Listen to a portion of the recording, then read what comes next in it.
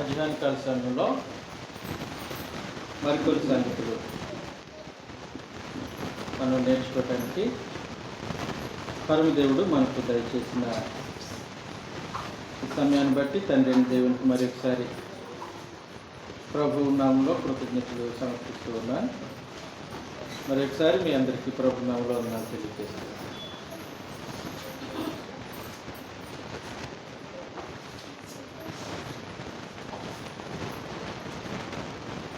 ఎఫెసు సంఘానికి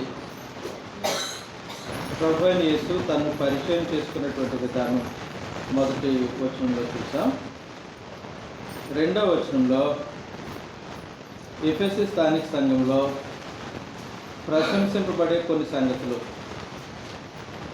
ఆ సంఘానికి ప్రభు అయిన యేసు ఇచ్చినటువంటి మెప్పు, పొగట్ట మనం చూసాం.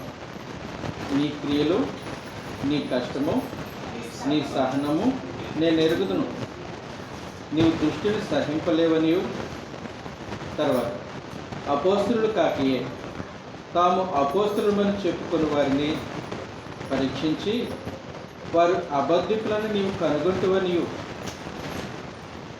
నీవు సహనము కలిగి నా నామము నిమిత్తము భారము భరించి అలయలేదనియు నేను ఎరుగుదును అని. పూర్వకాలంలో మనం ఉన్నట్టుగా ఇప్పుడు ఒకరిని మనుషులను ఎరిగే పరిస్థితి లేదు. పొరుగు దేశస్తులు మన మధ్యకు రాకపోయినా వాళ్ళ ఛాయాచిత్రమో లేదంటే వాళ్ళ వీడియోనో వాళ్ళ ముఖ రూపాన్ని మనం చూడగలుగుతాం. ఇప్పుడు మొదటి శతాబ్దంలో అలాంటి పరిస్థితి కాదు. అపోస్తుడైన పౌలు, అపోస్తుడైన పేతురు, అపోస్తుడైన యోహాను అని మాటలు వినిపిస్తాయి, కానీ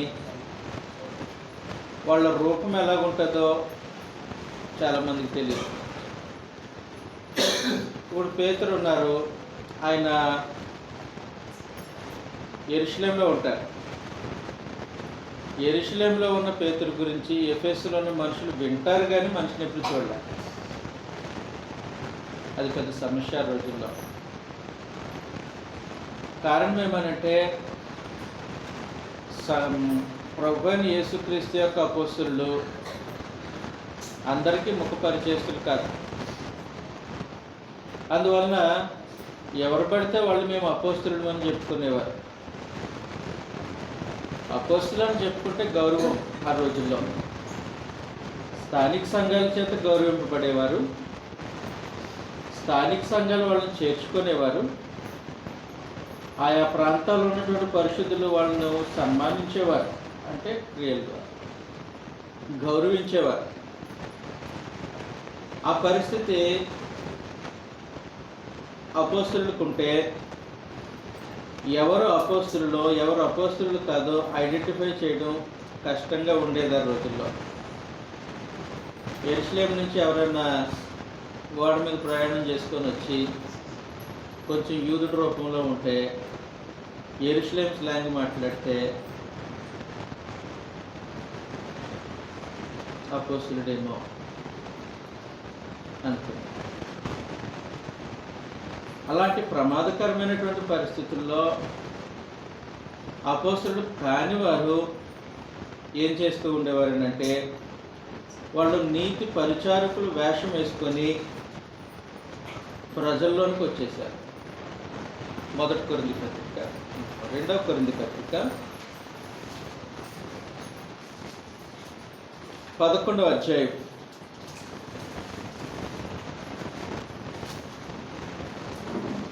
13వ వచనంలో నుండి, ఏలయనగా అట్టి వారు క్రీస్తు యొక్క అపోస్తుల వేషం ధరించుకున్న వారై ఉంది, దొంగ అపోస్తులను మోసగాళ్లకు పనివారునే ఉన్నారు. వాళ్ళు అపోస్తులు కాదు, కానీ అపోస్తులు వేషం ధరించుకొని దొంగ అపోస్తులను మోసగాండురైన పనివారై ఉన్నారు అంటే ఇది ఆశ్చర్యం కాదు. ఇది ఆశ్చర్యం కాదు. సాతాను తానే వెలుగుదూత వేషము ధరించుకొనిచున్నాడు కనుక వారి పరిచారకులను నీతి పరిచారకుల వేషము ధరించుకొనుట గొప్ప సంగతి కాదు. అదనమాట. కాబట్టి వారు ఏం చేస్తున్నారంటే నీతి పరిచారకులు వేషం ధరించుకున్నారు. నీతి పరిచారకులు కాదు, అపోస్తులు కాదు, కానీ అపోస్తులు వేషం వేసుకొని వచ్చేసారు, నీతి పరిచారకులుగా ఉన్నారు. అలాంటి పరిస్థితుల్లో చాలామంది మోసపోతున్నారు, చాలామంది మోసపోతూ ఉన్నారు. ప్రభు ముందుగానే తెలియజేశాడు, ఏర్పరచబడిన వారు సైతం కూడా మోసపోతారు వీళ్ళ వలన అని. మత్తయి సువార్త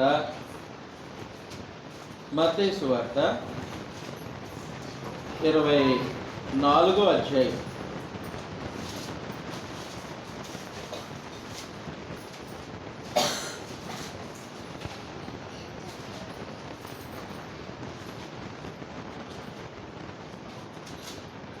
ఎంతండి?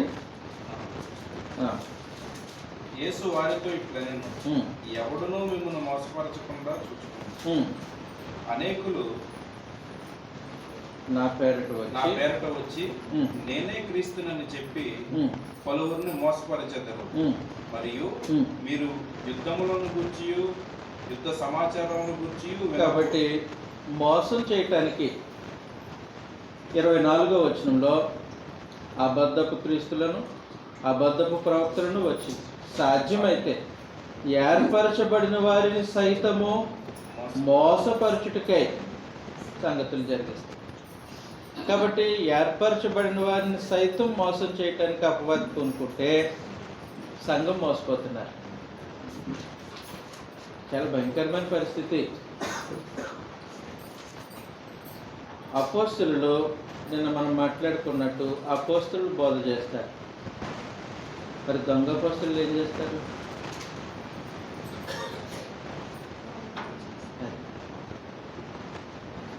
చేసిన వాడికి నష్టమే, వినినవాడికి మరి నష్టం, వినేవాడికి మరి నష్టం. మరి అలాంటప్పుడు నాణ్యతను పరీక్షించే బాధ్యత ఎవరిది? సంఘానిదే. దేవుడు ప్రత్యేకించి ఏదైనా తోటలో సత్యం ఏంటో చెప్పేసి వదిలేశారు. అబద్ధాన్ని అడ్డుకోలే, అపవాదం అడ్డుకోలే. అది సత్యమో అసత్యమో ఎవరు తెలుసుకోవాలి? ఆదాము తెలుసు. నేడు పరిస్థితి అది. ఎఫెసు సంఘంలో ఉండే పరిస్థితి అది. ఆ బయట ఉండే వాతావరణం అది. అపోస్తులు కాకే తాము అపోస్తులమని చెప్పుకొని వస్తున్నారు. వచ్చిన తర్వాత భోజనం పెడతారు. దూర ప్రాంతం నుంచి వచ్చాడు కదా, భోజనం పెడతారు. నేను 4 మాటలు చెప్తాను అంటాడు. నోరు తెరిచిన తర్వాత బయటపడిపోతాడు అపోస్తులుడో కాదు అని. వీళ్ళకి బోధ తెలుసు, దేవుని యొక్క సంకల్పం పూర్తిగా తెలుసు. కాబట్టి దేవుని సంకల్పాన్ని చక్కగా అపోస్తలుడైన పౌలు చేత బోధింపబడిన మనుషులు ఉన్నారు అక్కడ. వీళ్ళ గ్రహింపు ఎలాంటిదనంటే ఏది సత్యమో ఏది అసత్యమో స్పష్టంగా చూడగలరు. ఏది సత్యమో ఏది అసత్యమో స్పష్టంగా చూడగలరు. ఏది అపోస్తలుడి బోధో ఏది దుర్బోధో కూడా పసిగట్టగలరు. అది సంఘము అలాగ ఉండాలి. సంఘం అలా ఉండాలి. వాస్తవానికి మీరు సంగీత విద్వాంసులు ఏం చేస్తూ ఉంటారంటే సాధన చేసి నేర్చుకున్న తర్వాత వాళ్ళ ముందు ఎవరైనా పాట పాడుతున్నారు అనుకుని ముందు కళ్ళు మూసుకుంటారు. తమ చెవులన్నీ ఆ సౌండ్ మీద కాన్సన్ట్రేషన్ చేస్తారు. ఎలాగ సౌండ్ చెయ్యాలో వీళ్ళు ఆల్రెడీ తెలుసు కాబట్టి, ఆ సంగీతం ఎలా చేయాలో వీళ్ళకి తెలుసు కాబట్టి వాళ్ళు దాన్ని పరిశీలనగా చూస్తూ ఉంటారు. ఎక్కడైతే అపశృతి వచ్చిందో వెంటనే వీళ్ళు కళ్ళు తెలుస్తారు, పసిగట్టగలుగుతున్నారు. అభ్యాసం చేత పసిగట్టగలుగుతున్నారు. అలాగే సంఘం ఏం చేయాలని అంటే ప్రతి సంగతిని స్పష్టంగా నేర్చుకున్న వారే చెప్తున్న సంగతులు గ్రంథంలో అలాగ ఉన్నవో లేదో పరిశీలనగా చూడాల్సిన అవసరం ఉంది. అప్పుడే దొంగ అపోస్తులు ఎవరో, నిజమైన అపోస్తులు ఎవరో, దొంగ బోధ ఏదో, నిజమైన బోధ ఏదో తెలుసుకోవడానికి అవకాశం ఉంది. ఎవరు చేయాలి? సంఘమే. ఈ బాధ్యత సంపూర్ణంగా పరమదేవుడు సంఘానికే అర్థమవుతుంది కదండి. కాబట్టి ఎఫ్ఎస్సి స్థానిక సంఘం నుంచి మనం నేర్చుకోగలిగే సంగతి ఏంటంటే బోధన పరిశీలించడం, బోధకుడిని పరిశీలించడం, ఇవి రెండు ఎఫ్ఎస్సి స్థానిక సంఘం చేశారు. అందువలన అపోస్తులు కాకయే తాము అపోస్తులము అని చెప్పుకుంటుంటే వారి పప్పులు ఉడకనివ్వలేదు వీళ్ళ సంఘంలో. చదువుతాం ఒకసారి మనం ప్రకటన గ్రంథం 2వ అధ్యాయం. నీవు దుష్టుని సహింపలేవనియు అపోస్తులు కాకయే తాము అపోస్తులను చెప్పుకున్న వారిని పరీక్షించి వారు అబద్ధికులని నీవు కనుగొంటివి. ఎవరు కనుగొన్నారు? ఎవరైనా చెప్పారో వీళ్ళ కనుగొన్నారా?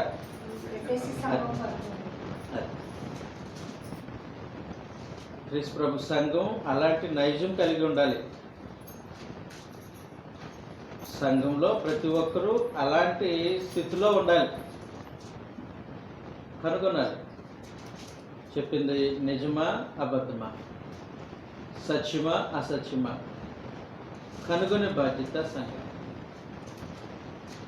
అర్థమవుతుంది కదండి. కనుగోవాలి. రైట్. నీవు సహనము కలిగి నా నామము నిమిత్తము భారము భరించి అలయలేదనియో నేను ఎరుగుదును. ఇందాక మనం చూసాం సహనం, నీ సహనం నేను ఎరుగుదును. భారము భరించి అలసిపోలేదు. వాస్తవానికి అలసట పనిచేసిన తర్వాత అలసట అనేది సహజం. భారము భరించిన తర్వాత చాలే అనుకోవడం సహజం. కానీ ఎఫెసులో ఉన్న స్థానిక సంఘము ప్రభు నామము నిమిత్తము భారము భరించినా సరే అలసిపోలేదు. సాధారణంగా అలసట లేని భారం మోయడము చిన్నపిల్లల తల్లుల దగ్గర ఉంటుంది. చిన్నపిల్లలను తల్లులు ఏం చేస్తారు? బిడ్డను మోయడం అలసట కాదు వాళ్ళకి. బిడ్డను సంరక్షించడం అలసట కాదు. ఒళ్ళో సరిగ్గా కూర్చుంటాడా? ఒక చోట ఉంటాడా? ఉండడు. అలాంటి పరిస్థితుల్లో తల్లి ఏం చేస్తుంది అంటే బిడ్డ యొక్క భారం అనుకోదు వాస్తవానికి, మోయడంలో అలసట చూపుదాం. మళ్ళీ మధ్యాహ్నం రాత్రి 12 గంటలకి ఎప్పుడు లెగిస్తాడు, కేవమని అరిసాడు అనుకో, కేక పెట్టాడు అనుకో, ఏడిసాడు అనుకో, మళ్ళా అలసట ఉండదు. ఏముందో మరి తల్లికి బిడ్డకి మధ్యలో బాంధవ్యం?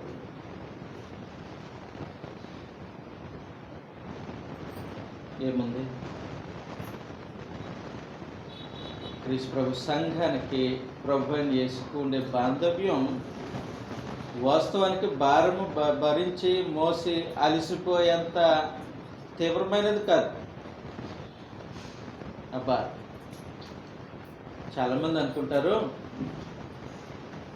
సంఘంలో కార్యక్రమాలు చేయడం చాలా కష్టం, ప్రయాస, భారం అని భావిస్తూ ఉంటారు. 100% ఆ భావం తప్పండి. ప్రభు కొరకు భారం భరించడం అనేది అలసిపోయేట్టుగా ఉండదు. మనం అలసట ఫీల్ అవుతున్నాం అయిష్టంగా, అంతే. మన అయిష్టత వలన అలసట అంటే దేహానికి అలసట కాదు, మనస్తత్వానికి అలసట. ప్రభు ఏం చెప్పారనంటే మత్తయి సువార్త 10వ అధ్యాయం 29, 30 వచనాలు మనం చదివినప్పుడు ప్రభు నామము నిమిత్తం భారం, అది నిజంగా భారమా? భారం కాదంట, తేలిక. ప్రభు నామం నిమిత్తము భారము అని మాట్లాడుతున్నది భారం కాదు, అది చదువుతాము. మత్తయి సువార్త 11వ అధ్యాయం 29వ వచనంలో నుండి, నేను సాత్వికుడను దీన మనసు గలవాడును గనుక మీ మీద నా కాడి ఎత్తుకొని నా యొద్ద నేర్చుకొనుడి అప్పుడు మీ ప్రాణములకు విశ్రాంతి దొరుకును. ఏలయనగా నా కాడి సులువుగాను నా భారము తేలికగా ఉన్నది. భారంగా ఉంటుందా?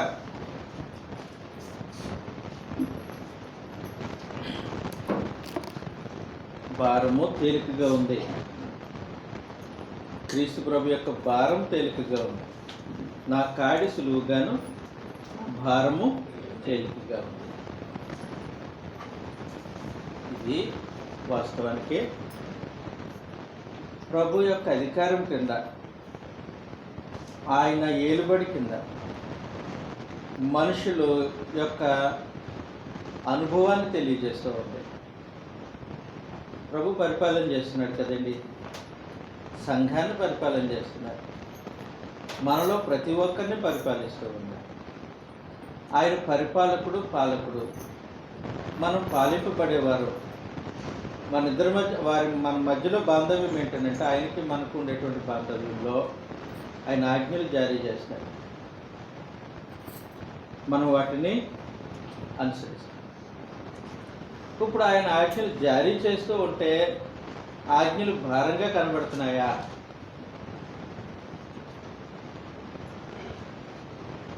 ప్రభువైన యేసు యొక్క ఆజ్ఞలు భారంగా కనబడుతున్నాయా?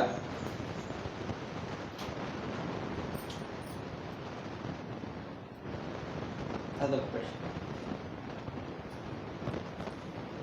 ప్రజలకు భారం కాకుండా పరిపాలన చేయడం అనేది ప్రభువైన యేసు యొక్క సొంతం. ప్రజలకు భారం కాకుండా పరిపాలన చేయడం అనేది ప్రభువుకు తప్ప ఇంకెవరి వలన సాధ్యం కాదు. చరిత్రలో ఒక మహనీయుడు ఉన్నాడు, మహాజ్ఞానవంతుడు. ఆయన పేరు సొలొమోను. సొలొమోను ఇశ్రాయేలు ప్రజల్ని 40 సంవత్సరాలు రాజుగా పరిపాలన చేశాడు. 40 సంవత్సరాలు ఆయన రాజుగా పరిపాలన చేసినప్పుడు బయట నుంచి చూస్తుంటే దేశము క్షేమంగా సంరక్షణలో ఉంది అని అనిపిస్తుంది.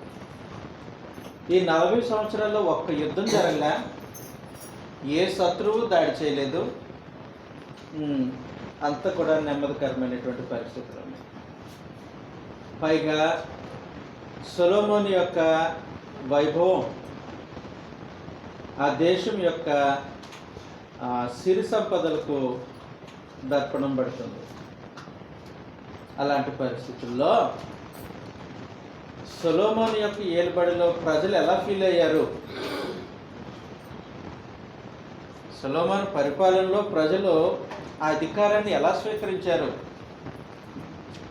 జ్ఞానం కలిగిన సొలొమోను, యుద్ధాలు లేవు, వీళ్ళు ఆహారం వెళ్ళి తినొచ్చు. అంతకుముందు శత్రువులు వచ్చి వీళ్ళు పంట పండించుకుంటే కరెక్ట్గా పంట చేతికి వచ్చే సమయానికి శత్రువులు పట్టుకెళ్ళిపోయేవారు. సొలొమోను కాలంలో అలాంటి పరిస్థితులు లేవు, చక్కగా ఉంది. ఇంత చక్కని పరిస్థితులు ఉంటే ప్రజలు సొలొమోను పరిపాలన ఎలా ఫీల్ అయ్యారు?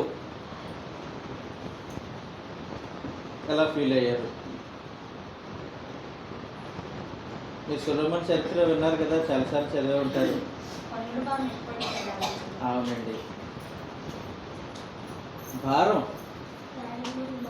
అంతఃపురం బాగుంది, రాజు ఇల్లు బాగుంది, రాజు యొక్క వైభోగం బాగుంది, రాజు యొక్క భార్యలు బాగానే ఉన్నారు, పనివారు బాగున్నారు, అంతా బాగున్నారు, ప్రజలు బాగలేదు. ప్రజల పైన భారం. చదువుతాము ఇప్పుడు మొదటి రాజుల గ్రంథం. మొదటి రాజుల గ్రంథం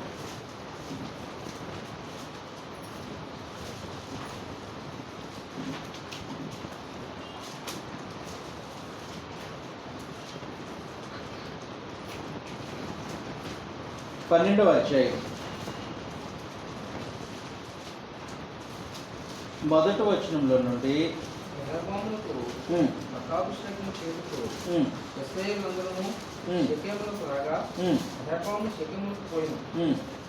నెబాతు కుమారుడైన యెరోబోము రాజైన సొలొమోను వద్ద నుండి పారిపోయి ఐగుప్తులో నివాసం చేయుచును.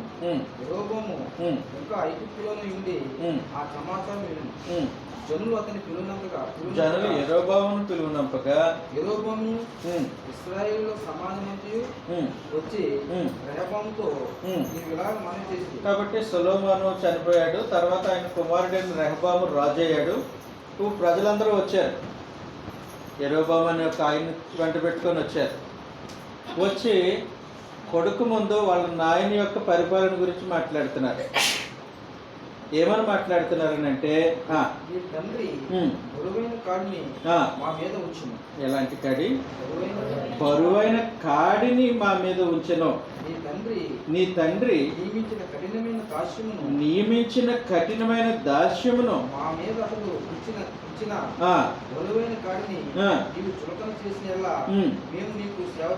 అది సరే. ప్రజలు ఒక తీర్మానానికి వచ్చారు. నీ పరిపాలన తేలిగ్గా ఉంటే నేను మీకు లోబడతాం. అది సంగతి. మామూలు కండిషన్ కాదు అది. సొలొమోను కుమారుడి దగ్గరికి వచ్చి ఏమన్నారంటే, మీ నాన్న బరువైన కాడి మా మీద వేశాడు. బరువైన కాడి మేము మొయ్యలేకపోయాం. ఇప్పుడు మీతో నాకు ఒక అగ్రిమెంట్. నీ పరిపాలన చులకన చేస్తే, నీ భారం తేలిక చేస్తే, నీ కాడి తేలిక చేస్తే అప్పుడు నిన్ను మా రాజుగా అంగీకరిస్తాం. మేము మీ ప్రజలుగా నీకు సేవ చేస్తాం అనే కండిషన్ ప్రజలు పెట్టారు రెహబాము దగ్గర. రెహబాము దగ్గర కండిషన్ పెడితే రెహబాము దానికి ఒప్పుకోలేదు. నేను కాడిని డబుల్ చేస్తాను బరువు ఇంకా అన్నాడు. అలాగైతే నీకు మాకు సంబంధం లేదబ్బాయి. నీ నీ నీ నీ గొడవ మాది, మా గొడవ మాది. మేము నీ అధికారానికి ఒప్పుకోం, వ్యతిరేకిస్తాం, తిరుగుబాటు చేస్తాం. మేము సెపరేట్గా ఇంకొక రాజ్యం పెట్టుకుంటాం అన్నారు ఆ రోజు మనుషులు. వాస్తవానికి మోయలేని బరువు ప్రజలు మెడ మీద వేస్తే పాలకుల పట్ల వ్యతిరేకత వస్తుంది. అయితే మనలను పరిపాలించే ప్రభువు, తన ఆజ్ఞల చేత మనల్ని ఏడుతున్నటువంటి ప్రభువు, తన అధికారం చేత మనల్ని పరిపాలిస్తున్నటువంటి ప్రభువు, ఆయన భారాన్ని మనం ఎలా ఫీల్ అవుతున్నాం అది సంగతి. ఆయన అధికారాన్ని ఎలా ఫీల్ అవుతున్నారు? ఎలా ఫీల్ అవుతున్నాం? ఆయన ఆదేశాలను మనం ఎలా అంగీకరిస్తున్నాం? ఒకవేళ ఆయన భారము మనకు అలసటగా అనిపిస్తే పూర్తిగా మనం మన ప్రభు యొక్క అధికారం క్రింద మా అధికారానికి ఒప్పుకోవట్లేదని అర్థం. ఒప్పుకోవట్లేదని అర్థం. అంటే ఏమంటున్నారు మనుషులు ఆ రోజు? నీ పరిపాలన మాకు కష్టంగా అనిపిస్తే నీకు నాకు సంబంధం ఉండదు అన్నారు. మిమ్మల్ని మా రాజుగా ఉండటానికి ఒప్పుకోం, మేము మీకు సేవ చెయ్యం అన్నారు. ఎఫెసీ సంఘంలో ఈ సమస్య లేదు. ఎఫెసీ సంఘానికి ఒక ప్రభు ఉన్నారు. ఆయన ప్రభు అయిన యేసు. ఆయన నామం నిమిత్తము భారము వహిస్తారు ప్రజలు. నామం అంటే అధికారము. ఆయన అధికారానికి సంబంధించింది అది. అది ఆయన ఆజ్ఞలతో కూడి ఉంటుంది. అది ఎప్పుడు కూడా వీళ్ళకి అలసట అనిపించలే. ప్రభు ఆజ్ఞను పాటించడంలో వీళ్ళు అలసిపోలేదు. ఆయన నామాన్ని భరించడంలో అలసిపోలేదు. అది ఎఫెసీ స్థానిక సంఘంలో ఉండే ప్రత్యేకమైనటువంటి సంగతి మనం గుర్తించాల్సిన సంగతి. క్రైస్తవులుగా బ్రతకటానికి కలిసిపోతారు మనుషులు, ప్రభు ఆజ్ఞను పాటించడానికి కలిసిపోతారు. ఎక్కడా లేని అలసట ఆరాధనలో కనపరుస్తారు. ఎక్కడా లేని అలసట ప్రభు కార్యక్రమాల్లో కనపరుస్తూ ఉంటారు. సాధారణంగా లోపల బయట అనేక జరిగే కార్యక్రమాలు ఒకసారి ఆలోచన చేయాల్సిన అవసరం ఉంటుంది. మనం అలసిపోయేంతగా బరువేం మోసం. ప్రభు ఆజ్ఞలు మనం మోయలేనంత బరువైన కాడ. నా కాడి తేలిక, నా కాడి సులువును, నా భారము తేలిక అనేసి తేలిక. కాబట్టి ఒకసారి ఆలోచన చేయాల్సిన సంగతి. ఎఫెసీ స్థానిక సంఘాన్ని ప్రభు మెచ్చుకోవటానికి ఇంకొక కారణం అది. నా నామము నిమిత్తము భారము భరించిన నువ్వు అలసిపోలేదు, అది ప్రశంస. అంతే కదండి. కిందాక మనం మాట్లాడుకున్నట్టు అపోస్తులు కాకియే తాము అపోస్తులమని చెప్పుకునే వారిని పసిగట్టారు కదా ఎఫెసీ స్థానిక సంఘం. నికోలాయితులు అనే ఒక బోధ ఆ రోజుల్లో ప్రబలమవుతూ ఉంది. చదువుతాం ఒకసారి 6వ వచనంలో.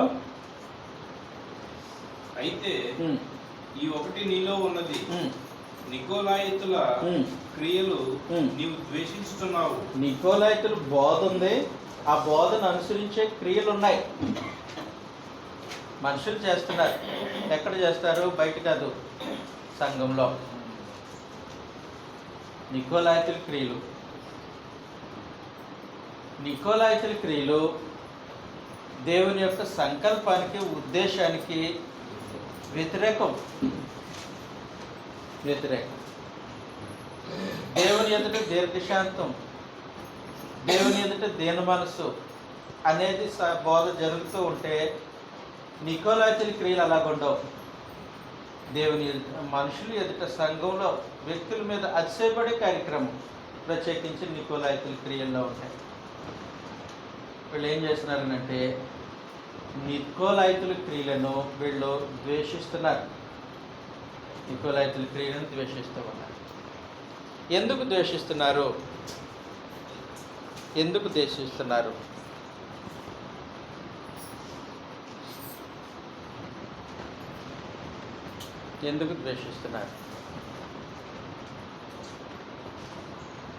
ఒక సంగతి ఏంటంటే ఎఫెసీ స్థానిక సంఘము ప్రభు అయిన యేసుక్రీస్తు లాంటి మనసును అనుసరిస్తున్నారు. వాళ్ళు ఎలా ట్యూనప్ అయ్యారంటే సంఘం అంతా, ఇది ప్రభుకి ఇష్టమా? అయితే మాకు ఇష్టం. ఇది ప్రభుకి ఇష్టం కదా? అయితే మాకు ఇష్టం లేదు అని. ఆ పిల్లలు ఉంటారండి, అందులో ఒకడు ఇది మా నాన్నకి ఇష్టమా? అయితే నాకు ఇష్టం అంటే. మా నాన్నకి ఇష్టమైతే నాకు ఇష్టమే. నాన్న నీకు నచ్చితే నాకు తీసుకో. బట్టలు షర్ట్ తీసుకున్నావు అనుకోండి, నీకు నచ్చిందా అని అడిగాను అనుకోండి, తిరగేసి నన్ను అడుగుతాడు నీకు నచ్చిందా అని అడుగుతాడు. బాగుందిరా, నాన్నకు నచ్చిందని తీసేసుకుందాం అంటే. కుటుంబంలో అనురాగం మధ్యలో అనురాగము అనేది ఇలాంటి పరిస్థితులను కల్పిస్తూ ఉంటుంది. ప్రభువుని యేసుకుని ఎఫెసీ స్థానిక సంఘానికి మధ్యలో ఇలాంటి బాంధవ్యం ఉంది, అనురాగం ఉంది.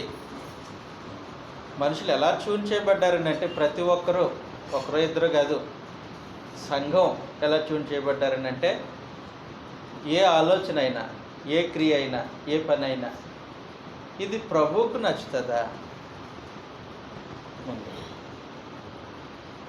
మనకు నచ్చింది కాదు, ఇది ప్రభువుకు నచ్చుతుందా? ప్రభువుకి ఇష్టమా? ప్రభువుకి ఇష్టమైతే మనకి ఇష్టమే. అది ఎఫెసీ స్థానిక సంఘంలో ఉండేటువంటి నైజం. నికోలాయితుల క్రియలో ప్రభు ద్వేషిస్తాడు. నేను కూడా వీటిని ద్వేషిస్తాను. నికోలాయితుల క్రియలను ఎవరు ద్వేషిస్తారు? ప్రభు ద్వేషిస్తారు.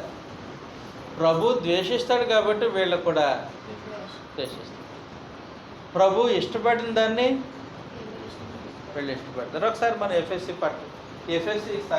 ఎఫెసీ సంఘానికి రాసినటువంటి పత్రిక చూస్తాం. ఎఫెసీ పత్రిక 5వ అధ్యాయం 10వ వచనంలో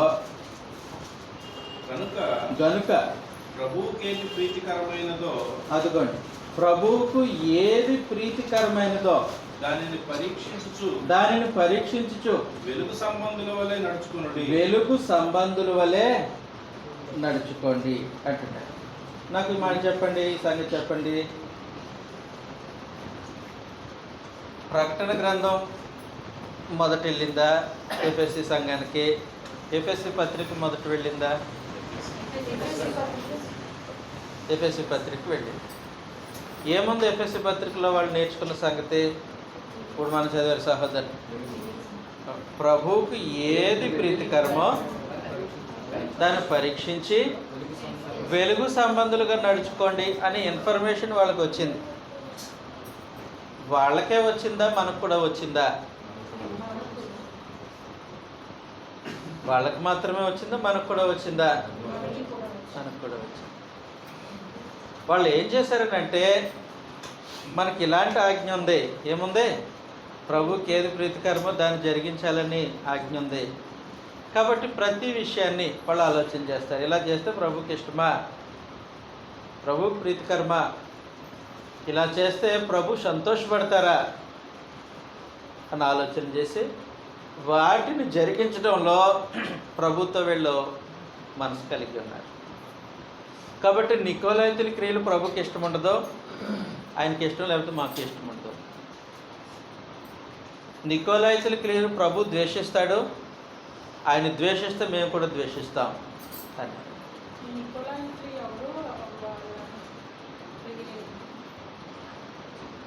పరిచారకుల్లో ఒక ఆయన నికోలస్. అంటే అపోస్తలుల కార్యగ్రంథం 6వ అధ్యాయంలో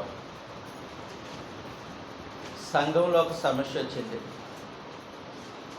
యెరూషలేము స్థానిక సంఘంలో వచ్చిన సమస్య ఏంటంటే, విధవరాండ్ర మధ్యలో సమస్య వచ్చింది. అప్పుడు అపోస్తలులు 7 పరిచారకులు నియమించారు. భోజనాలు పంచిపెట్టడానికి 7 పరిచారకులు నియమించారు. చదువుతారండి 6వ అధ్యాయం 1 నుండి. ఆ దినములలో శిష్యుల సంఖ్య విస్తరించుతున్నప్పుడు అనుదిన పరిచర్యలో తమలోని విధవరాండ్రను చిన్నచూపు చూచరని హెబ్రీయుల మీద గ్రీకు భాష మాట్లాడు యూదులు సణుగసాగిరి. అప్పుడు 12 అపోస్తలులు తమ యొక్కకు శిష్యుల సమూహమును పిలిచి, మేము దేవుని వాక్యమును బోధించటం అని ఆహారము పంచిపెట్టుట యుక్తము కాదు. వాక్యం చెప్పడం మానేసి భోజనాలు పంచిపెట్టడం యుక్తం కాదు, ప్రత్యేకించి అపోస్తలులకి. కాబట్టి సహోదరులారా ఆత్మతోను జ్ఞానముతోను నిండుకొని మంచి పేరు పొందిన 7 మనుషులను మీలో ఏర్పరచుకొనుడి. మేము వారిని ఈ పనికి నియమింతుము. భోజనాలు పంచిపెట్టే పనికి పరిచారకులుగా 7 నియమిస్తే ఆ 7 పేర్లు చదివేసేయండి తర్వాత వచ్చిన. అయితే మేము ప్రార్థన యందు వాక్య పరిచర్య యందును ఎడతెగక యుందుమని చెప్పిరి. ఈ మాట జన సమూహం అంతటికి ఇష్టమైనందున వారు విశ్వాసముతోనూ పరిశుద్ధాత్మతోనూ నిండుకొనిన వాడైన స్టెఫను, ఫిలిప్పు, 2 ఆయన ఫిలిప్పు, ప్రోకోరు, 3 ఆయన నీకోరు, తీమోను, 4 ఆయన నీకోరు ఉన్నాడు కదండి, నికానోరు, తీమోను, పర్మేనాసు, యూదుల మత ప్రవిష్టులకు అంత్యొకయ అనువాడును అగు నికోలాసు. అది యూద మత ప్రవిష్టుడు ఆయన నికోలాసు. యోధా మత ప్రవేశుడు అంటే జన్మతో యూదుడు కాడు. యోధా మత ప్రవేశుడు అంటే పుట్టుకతో యూదుడు కాదు. యూద మతంగా చూడబడేది ఆ రోజుల్లో. అన్ని జనులు ఎవరైనా యోధా మతాన్ని స్వీకరిస్తే వాళ్ళను యోధా మత ప్రవిష్టుడు అని అంటారు. వీళ్ళల్లో 2 షేడ్స్ ఉంటాయి. వీళ్ళు అనుసరిస్తున్న యోధా మతం, గతంలో పాటించిన వాళ్ళ సొంతం. ఇవి 2 షేడ్స్ ఉండేవి. ప్రత్యేకించి నికోలాసులో ఇవి ఉన్నట్టుగా చరిత్ర చెప్తారు. కాబట్టి ఇతను క్రైస్తవుడు అయ్యాడు కానీ క్రియలు మారలేదు. ఇది నికోలాసుల బోధ అనేది ఒకటి పూర్వకాలంలో మొదటి శతాబ్దంలో జరిగేది. ఆ బోధను అనుసరించి క్రియలు చేసేవారిని నికోలాసుల క్రియలు అని అన్నాడు. ఏమా రైట్. ఆ క్రియలను ఆయన ద్వేషిస్తూ ఉన్నాడు. సంఘం కూడా ద్వేషిస్తూనే ఉంది. ఇప్పుడు నాకు చెప్పాలి, మీరు సహోదరులు చెప్తారు, ఒక్కటి కూడా పొల్లిపోకుండా చెప్పాలి. ప్రభువైన యేసు ఎఫెసీ స్థానిక సంఘానికి ఇచ్చిన ప్రశంసలేంటి, పొగడ్తలేంటి?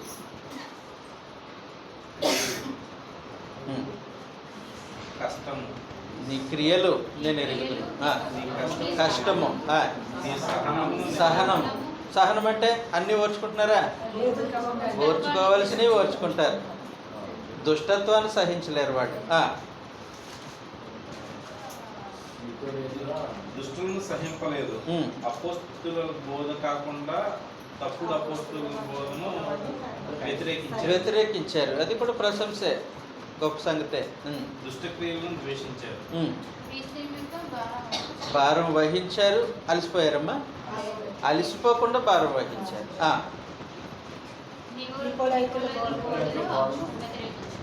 నికోలైతుల బోధను వ్యతిరేకించారు. మొత్తం ఎన్ని వచ్చాయి? మంచిగా ఒక 6 ప్రశంసలు వచ్చాయి. అంటే అన్నీ బాగానే ఉన్నాయి, లోపం లేనట్టుగానే ఉంది. వాస్తవానికి అలాంటి క్రీస్తు ప్రభు సంఘాలు అరుదు.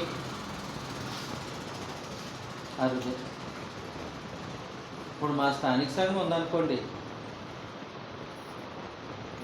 ఇవన్నీ లేవు, కనబడవు. ఈరోజు ఫుల్ డే బైబిల్ క్లాస్ పెడితే రేపు మళ్ళా కొంతమంది తుపాకీ గుండె కొడతారు. అంటే ఈ రోజుకి అలసట వచ్చేసింది, రేపు మళ్ళీ సహించలేరు. అలాగుంటుంది మా ఊళ్ళో పరిస్థితి. ఏదైనా తలవుతున్నారు ఇంకా పసిపిల్లలు. అది అబద్ధమో సత్యమో అనేది పరిశీలించడానికి ఇంకా వాళ్ళు ఎదగలేదు. ఏ సంగతి చెప్పినా తలపిపోయే మనుషులు 1-2 ఉన్నారు. అంటే ఎఫ్ఎస్సి స్థానిక సంఘంలో ఉన్న ఈ క్వాలిటీస్ ఏమీ ఉన్నట్టుగా నాకు కనబడుతుంది. కంపేర్ చేసుకుంటే గొప్పగా ఉంది ఎఫ్ఎస్సి స్థానిక సంఘం. ఎఫ్ఎస్సి పట్టణంలో పరిశుద్ధులు అద్భుతంగా ఉన్నారు, చాలా అద్భుతంగా ఉన్నారు. సహనం, దుష్టత్వాన్ని సహించలేని నైజం, నికోలాయితుల బోధలను ద్వేషించడం, దేవుడు ప్రభు ఏది ఇష్టపడతాడో దాన్ని ఇష్టపడడం, ఇవన్నీ చాలా బాగున్నాయి కాబట్టి పరలోకం ఇచ్చేయండి. అద్భుతంగా ఉన్నాయి కాబట్టి సంఘములో ప్రతి ఒక్కరికి స్వాస్థ్యం పంచిచ్చేయచ్చు కదా, గ్రాంట్ చేసేయచ్చు కదా.